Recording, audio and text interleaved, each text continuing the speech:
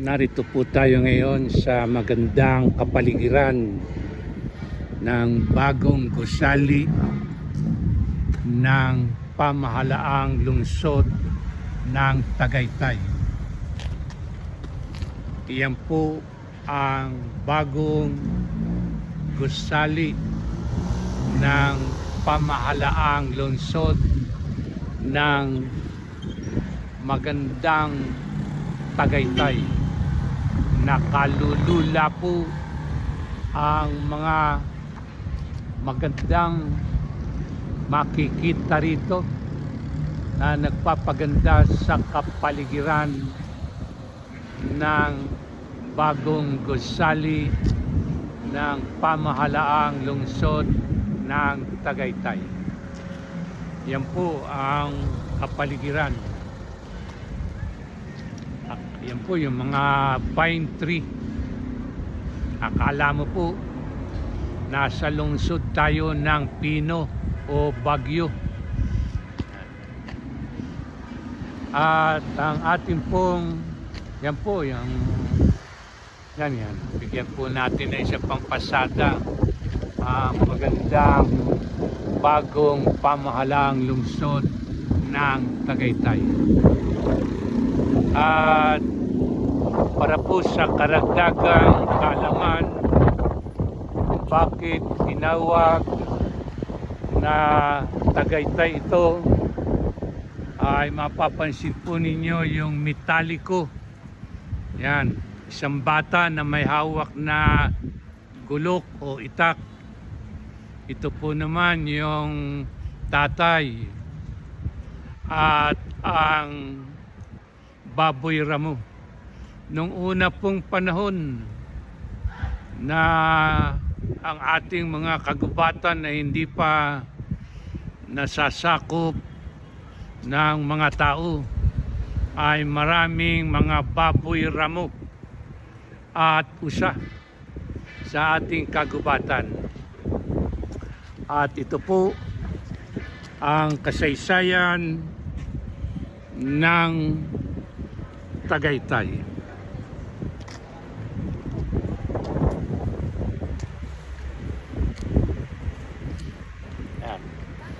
Yan po yung tatay, may hawak na gulok. Yan po namang anak, may hawak din. At dito po naman yung baboy ramo.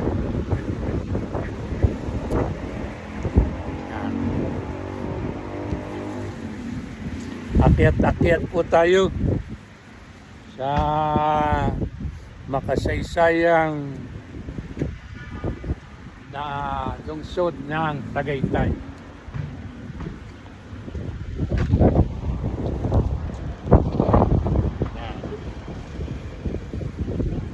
Yung pong ama may hawak na gulok o itak.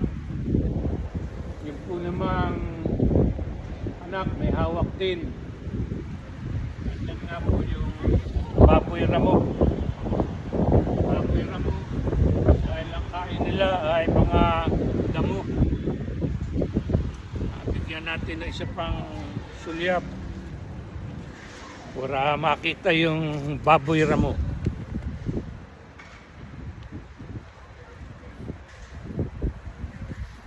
Yan.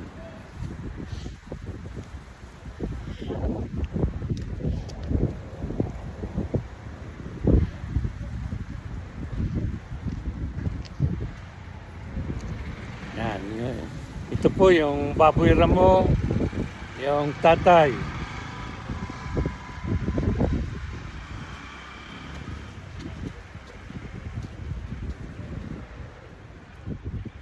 Yan po, inawakan ko itong taingan ng baboy ramo.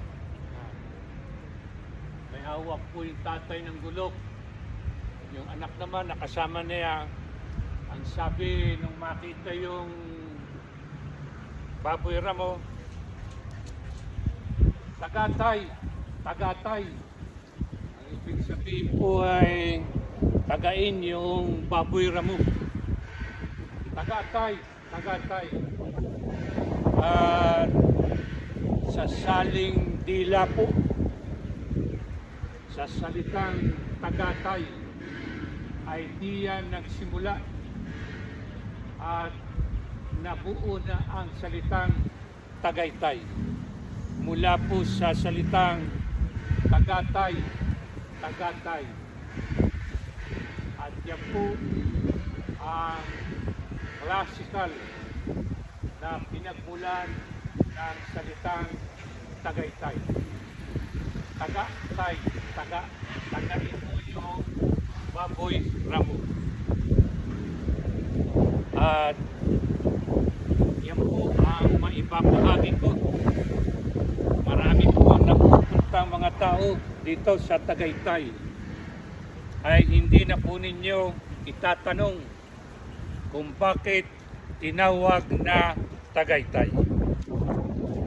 At tulad po ng dati, mga idol followers, subscribe po kayo sa aking YouTube channel at sa aking Facebook page. Isa pong malamig, isang mahanging puok dito sa magandang Tagaytay.